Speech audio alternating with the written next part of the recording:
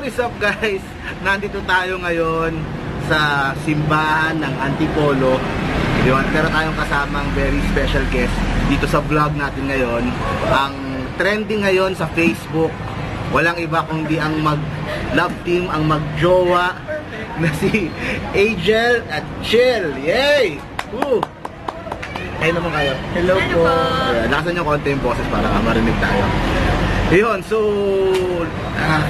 nitong mga huling araw, nag-trending sila sa Facebook dahil nung kanilang revelation post ba or parang nag-post ka. Greetings lang. Greetings. So parang nag-post ka about sa relationship nyo, which is Mansarino. So 1 month na kayong magjowa. Pero ang kakaiba sa story, ikaw ay bakla.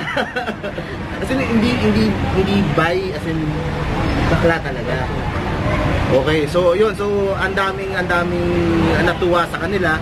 Sa bukod sa ang kulit ng story nila, ang cute pa nila tignan dalawa, di ba? Ayun. So, tanungin natin, paano ba nag-start yung love story niyong dalawa? Ba? Ikaw na. Hindi, mag-classmate po kami. Tapos, 4 po kami magkakaibigan. Tapos, lagi po kami inaasar na bakit hindi na lang kami magjowa. Kayong dalawa, parang kayo inaasar, bakit hindi na kayo magjowa dalawa? Ayoko po syempre babae sa gusto pa rin lalaki. Wala na pong parang... No choice na. Hindi naman, grabe. Parang wala na, parang na-start ko na rin siya. Nagustuhan mo na rin siya. Pero hindi ako nanligaw. Wala nanligaw! Tapos pinush niya na rin ako. Pinush niya na rin ikaw na maging kayo. Paano? Para parasahan ba yung nangyari? Umiyak. Seryoso po, talagang iniyakan ko talaga siya. Iniyakan mo siya? Kasi by that time, meron ka ng feelings para sa kanya, ganun ba? Umamin po siya sa akin, tapos ayaw niya po talaga na parang ayoko muna kasi hindi pa ako handa, lalayo muna ako. Magjowa ka muna ng iba, sabi niya sa akin, mag-boyfriend daw muna. Sabi ko, ayoko talaga, gusto ko ikaw na, gumagano na ako sa kanya. Sabi ko, huwag ka nang umalis, tayo na lang muna sa kanya. Ayun siya. Anong nagustuhan mo sa kanya? Masayahin po kasi sa babae talaga. Marunong siyang makisama talaga. So hindi ka naman medyo na doon sa fact na bading siya, naging siya. Hindi. So, hindi, parang hindi ka ba na parang baka mas gusto niya, mga lalaki din, gano'n. Umanon po. Meron pong times na, ay baka iwan ako kasi syempre bakla pa rin po siya, may lalaki pa rin po talaga siya gusto. Pero, positive lang po. Sa tiwala na. Love will find a way. Ikaw naman, ano naman nagustuhan mo sa kanya? Ano ba tawagan nyo? B. Ang sweet naman, mag-B, sana lahat, di ba? Yun, anong nagustuhan mo kay B? Kapag nagjo-joke ko, wala po siyang hindi tumatawa, lahat lagi siya nakangiti. Tawa lang siya ng tawa. Sabi ko parang paano kayo pag naging kami nito, ano kayo mangyayari? Parang saya gano'n, parang magkaibigan lang kayo. Ganun po yung nangyari. Tapos namimili din po kasi ako ng jojowain. Siyempre, gusto ko din yung maganda. Nagandahan na po ako. Ayun. Pero before pa kayo maging kayo, parang din sa isip ko na magjowa ng babae. Bakit? Anong sa pag-iisip mo, bakit mo gusto? Parang parang sinasabi ko, bakit hindi? Nagkaroon naman na rin ako ng jowa ng lalaki. Try ko naman ng babae. Parang wala na, ayaw ko lang mawala siya. Ano ba?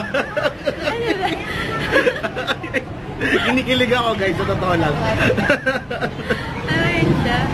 Ayun, tapos yung post na yun, pinost mo dahil Mansarino. Nagulat ka ba dun sa feedback ng tao? Ayoko po talaga mag-post. Sabi ko ayoko. Gusto niya mag-post ako kasi alam ko na mangyayari. Kasi syempre bading tapos babae ng jowa.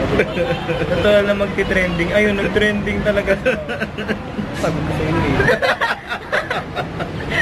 Anong reaction ng mga ibang tao na nung nakita yon? Anong reaction na mga kaibigan nyo, mga nagulat po kamag-anak talaga. nyo? Kasi po ako, naglagi po pag nagko-cross dress po talaga ako. Babaihan po babaihan po talaga. Nag-weed talaga siya, tapos nagde-dress pa siya, nag-off shoulder siya. Ganun po talaga mga damitan niya. Tapos biglang malalaman nila may jowa akong babae. Parang nagulat sila. Pero naging proud naman po sila sa akin. Support naman po sila. Ikaw, anong reaction naman ng family mo, mga relatives mo, mga... Una po sa family ko, hindi po talaga sila naniniwala. Kasi mag-best friend po talaga kami. Pinakilala ko siya as best friend po talaga sa family ko. Lalo sa nanay ko. Tapos nalaman nila kami na parang, wow, nagulat sila na bakla, tapos di na magjojowa ng babae. Ganun sila. Pero okay naman sa kanila. Support din po sila sa amin. Support din nila. So at least, nagsimula kayo magtropa. Makilala na nila. At saka alam nila na hindi man bababae, no? Maglalalaki. Oo. Ate ka lang. Kahit na nga ako eh. Yun ang pag-usapan natin. Outfit. Charot. Nagiging problema ba sa inyo yung pagdating sa mga ibang guys? Nagsiselos ka din ba? O nagsiselos ka din? Opo, hindi naman po kasi mapipigilan. Lalo na po, sobrang lapit niya talaga sa mga lalaki na alam ko namang hindi kaibigan yung turing sa kanya. May pag nanasa sa kanya, ibig sabihin. Hindi, parang pag nanasa na parang may gusto rin sa kanya, ganun. Parang ang awkward lang isipin na gano'n. Paano mo sila paano mo ina-handle yung situation na gano'n? May tiwala naman po ako sa kanya, alam ko namang hindi niya kayang patusin yung gano'n. Na, ako lang, gano'n lang. Ay, skado ka? Opo. Medyo mo na. Oo naman. Ikaw, paano mo iniiwasan yung mga ganung sitwasyon para hindi naman siya mag-selos, hindi naman siya... Eh, syempre, marami ka din kaibigan na din, di ba? Marami ka kaibigan na mga gays din. Yung iba, syempre, nakakasama sa'yo. Paano mo ina-handle yung ganung situation? Wala pong parang wala pong gustuhan. Parang best friend lang ng mga lalaki. Marami po kasi best friend ng lalaki. Akala niya, magkakagusto sa akin, pero hindi po kasi kilala ko naman po sila. Alam ko rin yung tsaka alam ko rin yung limitations ko. Eh, siya naman ba? Seloso naman ba siya sa'yo? Hindi na. O hindi Ba't mo tinatanggi? Hindi, grabe! So, na-imagine ko lang, di paano yan? Pag mag-makeup, then nag-makeup ka kayo, ganon. Opo, siya hindi. Nag-makeup sa kanya. Ikaw nag-makeup sa kanya. Yun. So, parang mga dress, ganon, mga pag magsha-shopping. Boyish po. So siya medyo boyish naman. Siya babaihan siya. Perfect, di ba? Perfect, di ba? So ang ganda pala nung parang tandem mo, chemistry mo. Ayun, so anong plano nyo? Ano ba, nag-aaral pa kayo ngayon or Grade 12? Coming grade 12? Magka-college pala. Ay, coming grade doon. Grade 12 Pala.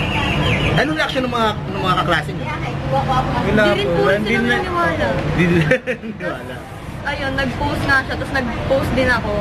Kasi sa akin parang wala lang, tapos yung sa kanya nag-post na siya, yun na, parang doon na naniwala lahat na. Kasi po, nung nag-post siya, April. So, akala nila April po. April po kasi ako nag-post na. Ang anib nyo talaga, ano ang anib nyo talaga? Anong anniversary nyo talaga? In March. March 15. So ngayon, mag 1 month pa lang ngayon. 1 month pa lang po kami nung. Sure. So, meron ka bang message? Ikaw muna, meron ka bang message sa kanya? Woo! Inet. Okay ko, ma-proud mo. Iiyak! Sabi mo! O hindi ako iiyak, no? Lang, positive lang tayo lagi. Tapos, pag may dumating na trials, go lang tayo. Fight lang. Ako, message ko lang sa kanya na huwag ka na masyadong mag-isip ng hindi maganda. Kasi alam ko naman yung ginagawa. Tiwala lang. Magtatagal tayo, promise. Basta lagi mo ko libre. Tara! Yun lang wala. Yeah! Ayaw niya ng gano'n. nahihiya siya. Nahiya siya. Tapos ano, beso-beso Ikaw lang. na lang. Kilay ko. Ano, kahit anong mangyari, lagi mong tatandaan na mahal kita. Ang luha. Tuloy sipon ko. Last tanong, sinong mas maganda sa inyong dalawa? Ako! O bakit? Ako naman talaga.